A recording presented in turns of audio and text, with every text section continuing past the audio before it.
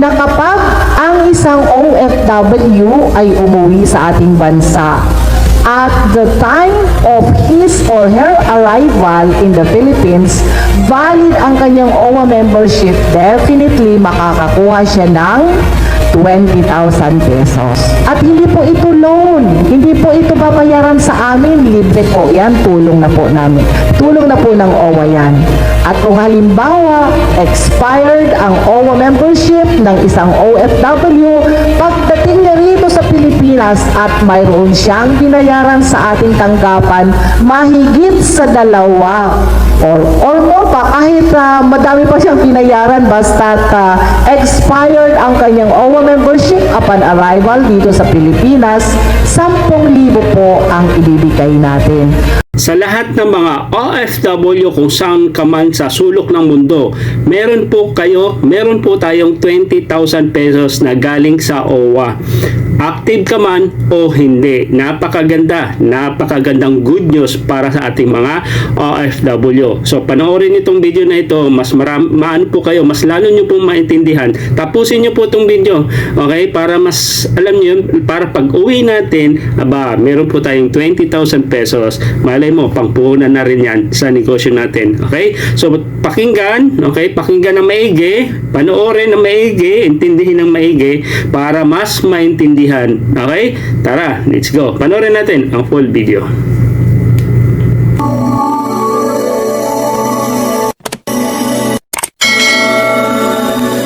Kabayan, alam niyo ba na bukod sa 150,000 to 1 million o yung tinatawag na tulong puso ng Dole OWA, ay may iba pang programa na maaari niyong mapakinabangan sa OWA. Kung sa tulong puso ay kailangan niyo pang magbuo ng grupo para makakuha ng 150,000 to 1 million, dito sa programang ito ay individual. Guide na lamang nitong isang OFW na nagpakita ng patunay na nakakuha siya ng 20,000 pesos sa OWA ng libre.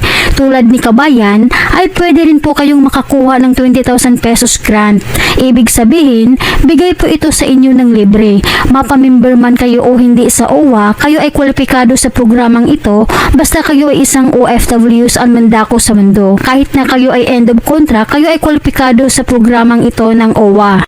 At hindi po ito loan, hindi po ito babayaran sa amin, libre po yan, tulong na po namin. Tulong na po ng OWA yan. Napakahalaga po na malaman ninyo kung ano pa ang ibang mga programa na nilaan ng OWA para sa inyong mga OFWs. Baka isa kayo sa maraming OFWs na hindi pa nakakaalam sa programang ito na binuo ng OWA na tinatawag na BPBH. Kaya't alamin at pakinggan po ninyo ang buong video dahil tinalakay po dito kung ano ba itong BPBH at kung sino-sino ang mga kwalipikado sa programang ito at kung ano-ano ang proseso at mga hakbang na dapat ninyo gawin para makakuha ng 20,000 pesos. Baka hindi nyo alam na kabilang pala kayo sa programang ito at makahabol pa kayo sa pag-apply dahil ang programang ito ay maaari lamang makuha o applyan sa loob ng 3 taon. Narito pakinggan po ang buong detalye para inyo pong maunawaan at maintindihan. Pero bago tayo magpatuloy, huwag kalimutan i-like, share, subscribe at pahit na rin ng kampana for more upcoming videos. Salamat! Lahat po ng ating mga OFWs na hindi nakatapos ng kontrata nila, hindi nasunod ang sinasaad ng inyong kontrata at kayo ay umuwi ng Pilipinas, pwede po kayo dito sa ating Balik Pinas, Balik Hanap Buhay. So meron lang kami katanungan, Ma'am Jane, kasi sabi dito, distressed, displaced, or unfinished contract. Paano kung distressed siya, pero finished contract, pag uwi niya, pero na-distress siya doon sa ibang bansa, qualified pa rin ba siya ng BPBH? May instance na nangyayari na makikita kasi natin na yung ating OWA coverage is good for 2 years. Ngayon, nauubos nilang tapusin yung 2 taon. Para ang assumption natin dyan, parang natapos ang kontrata. Although, talagang doon sa kanyang pinagtatrabuhan, talagang na siya, tinitiis niya.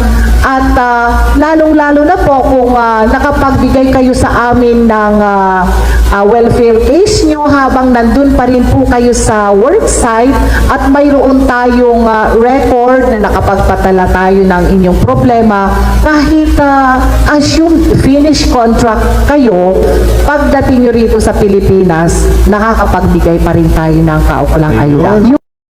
Kaya kung problemado ka ngayon sa amo mo kabayan, kulang sa pagkain, walang maayos na pahinga at walang maayos na tulugan, hindi sinunod ang nakasaad sa kontrata, pero mas pinili mong magtiis para matapos ang kontrata, mag-report kayo sa MWO. Kung wala kayong oras, utusan ninyo ang mga kaanak niyo sa Pilipinas na mag-report sila sa OWA para sila ang magsalaysay sa inyong problema na kinakaharap dyan sa abroad. Kung ikaw naman ay nagkasakit, kailangan mong manghingi ng medical certificate sa inyong doktor sa abroad. Kung ikaw naman ay biglang pinauwi at nagpa-assist sa Polo Embassy, maghingi po kayo ng referral dahil isa ito sa pinaka-importanting dokumento na hinahanap ng OWA. Kailangan nila ng puwerba na katunayan na nagkaroon kayo ng problema sa trabaho. Dahil kapag wala kayong referral na dala na galing sa Polo, hindi po kayo makakakuha ng 20,000 pesos. Ayan, so ibig sabihin nito, dapat yung ating mga OFWs or yung kanilang mga kamag-anak, pag alam nila na hindi na maganda ang sitwasyon ni OFW, kailangan na nila mag-file ng complaint sa ating opisina at para magamit natin yun kung sakali man na dumating yun sa punto na kinaya niya yung 2 taon, pero dahil sa nakapag-file siya, pwede niyang gamitin yun bilang dokumento na ipepresenta sa OWA para ma-qualified siya dito sa ating DPWH. Tama nga dyan, Yes. Chan. Kasali daw ba yung umuwi ng may sakit? O pwede po sila. Kung sila po ay umuwi na mayroong mga ganyang karamdaman, huwag nang antayin yung napakatagal na panahon bago sila dumulog sa ating tanggapan. Dapat yung family ng OFW na may sakit, sila na rin mismo ang maki-coordinate sa ating opisina. Hindi naman namin inire-require. Kasi ako yung may sakit, hindi ako makalakad. Hindi natin may sakit nga kaya nga hindi makalapit. So yung pamilya nung may sakit ang pwedeng pupunta sa aming tanggapan para makipag-usap at alamin kung anong pwede nating ibigay sa may sakit na OFW. So, ang pag-a-apply kasi ng Balik Pinas, Balik Hanap Buhay, is within 3 years upon the arrival of the OFWs in the Philippines. So, ang pinakamaganda niya, pagka-uwi niya, at alam niyang qualified siya dito, pumunta na siya para mag-file. Yes. Kahit hindi niya pa alam na qualified siya or disqualified siya, dapat sumangguni siya sa ating tanggapan para malaman niya baka mayroon pang mga ibang programa Na pwede sa kanya. sa Yes. kanya. Magbabaka sakali. Yes. Diba? So, kanina Ma'am Jane, nasabi niyo yung sa tinatawag natin maximum of 20,000.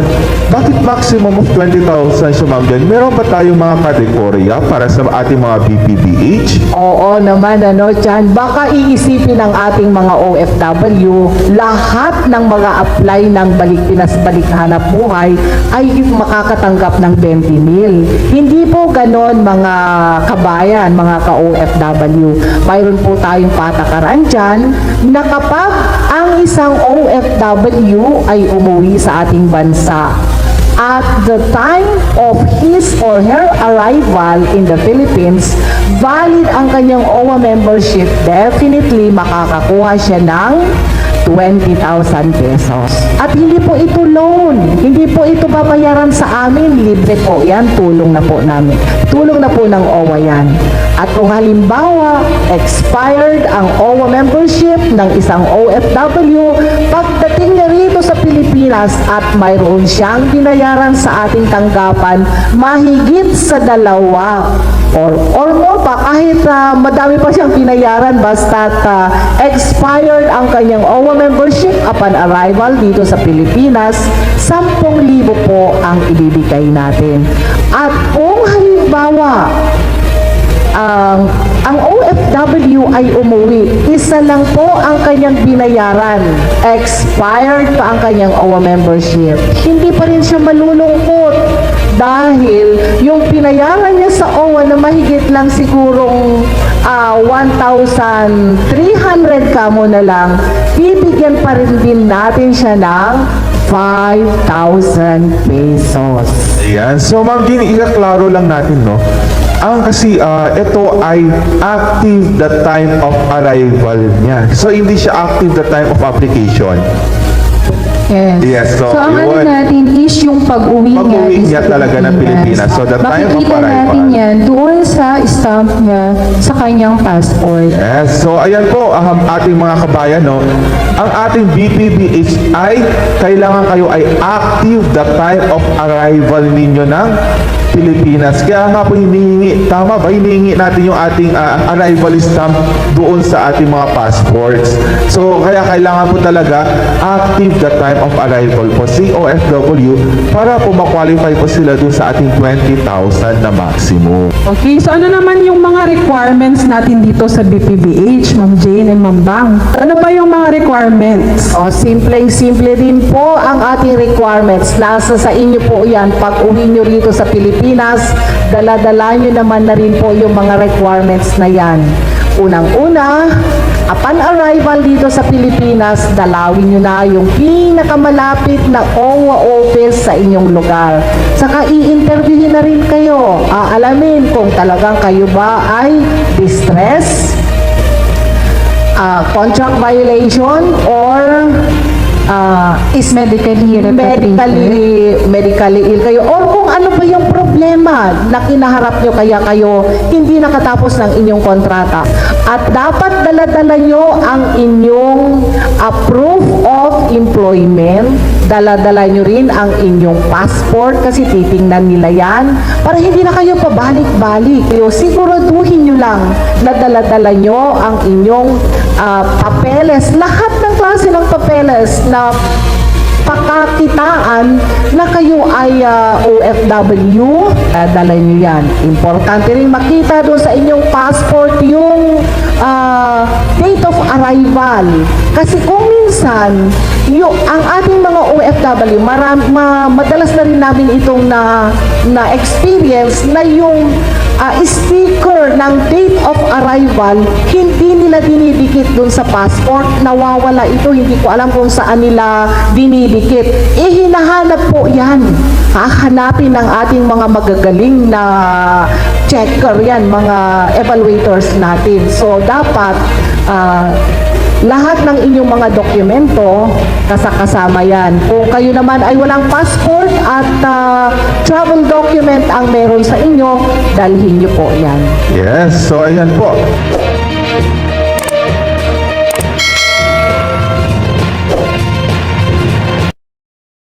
Ayan, so I hope guys nagkaroon na po kayo ng idea na pag uwi, meron po kayong 20,000 or 10,000 or 5,000 base po doon sa requirements na inihingi.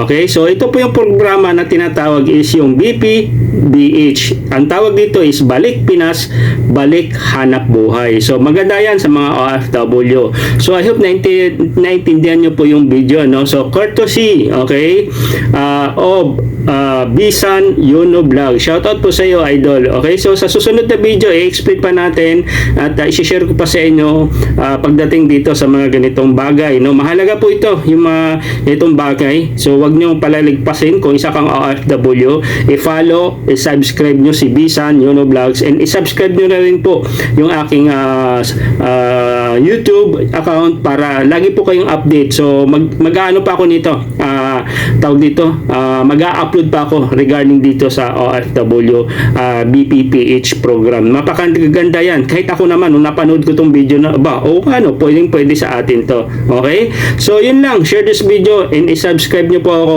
para lagi po kayong update sa aking mga ganitong content. Okay? Kung OFW ka, dapat kasama ka sa nag-subscribe. God bless and bye-bye.